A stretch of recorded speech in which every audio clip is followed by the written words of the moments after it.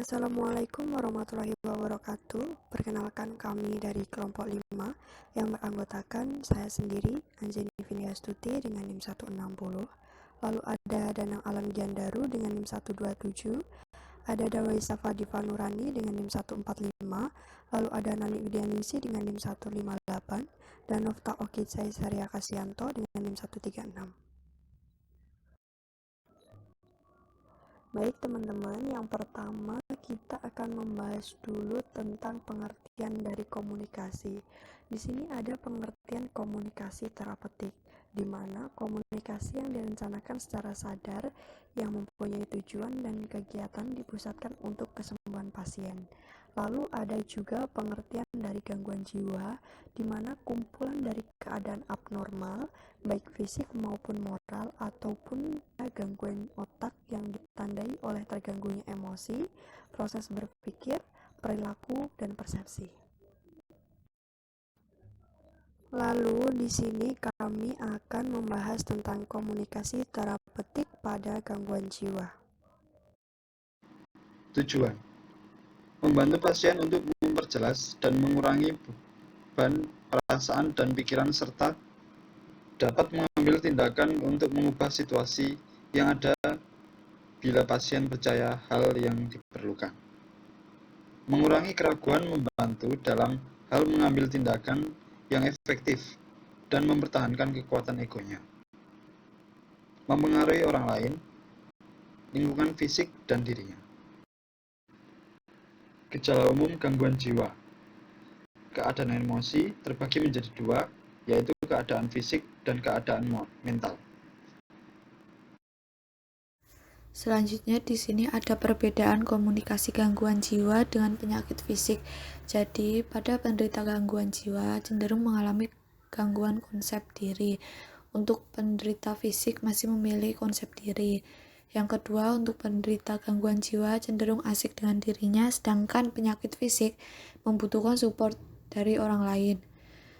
Dan yang terakhir, untuk penderita gangguan jiwa cenderung sehat secara fisik. Penderita penyakit fisik bisa saja jiwanya sehat, tetapi bisa juga ikut terganggu. Untuk selanjutnya, di sini ada fase-fase komunikasi terapeutik. Yang pertama ada fase orientasi. Pada fase ini berhubungan dengan yang terjadi masih dangkal dan komunikasi yang terjadi membatasi informasi antara perawat dan juga pasien. Untuk fase ini dicirikan oleh 5 kegiatan pokok, yaitu ada pengujian, pembangunan masalah dan tujuan, klarifikasi peran dan pembentukan kontrak, kepercayaan, dan juga identifikasi.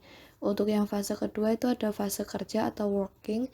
Perawat bekerja keras untuk memenuhi tujuan yang ditetapkan pada fase orientasi, bekerja sama dengan pasien untuk mengatasi masalah dan tujuan. Fase ini terdiri dari 2 kegiatan pokok, yaitu tanpa proses komunikasi dan tindakan perawat, dan juga membangun suasana yang mendukung untuk proses perubahan. Yang terakhir itu ada fase terminasi, yaitu pada fase ini bertujuan untuk mendorong pasien untuk memberikan penilaian atas yang telah dicapai, agar tujuan yang tercapai adalah kondisi yang saling mendukung dan memuaskan. Kegiatan pada fase ini adalah penilaian, tujuan, dan perpisahan. Menurut Arwani 2003-61.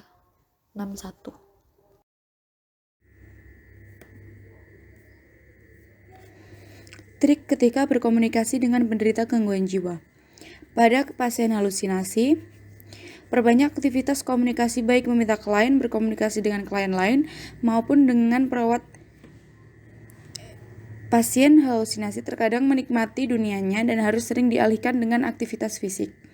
Pada pasien harga diri rendah, harus banyak diberikan reinforcement.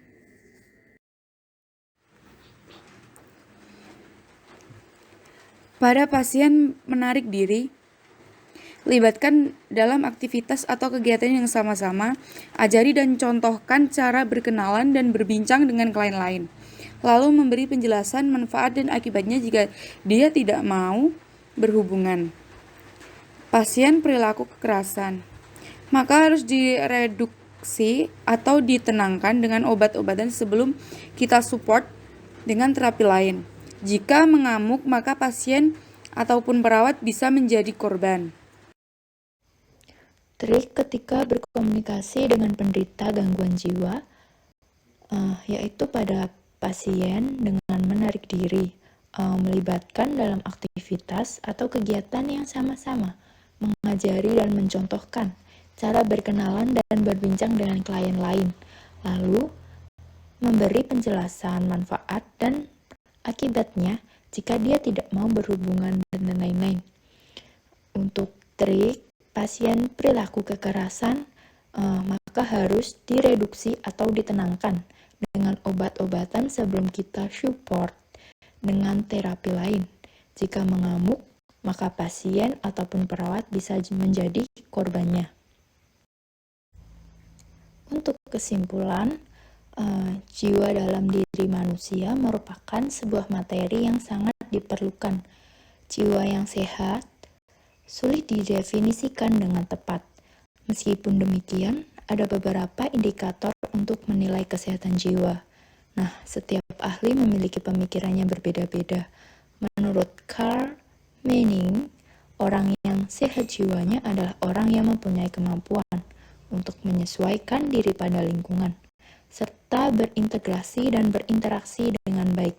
Karena hal ini sangat diperlukan bantuan tenaga kesehatan.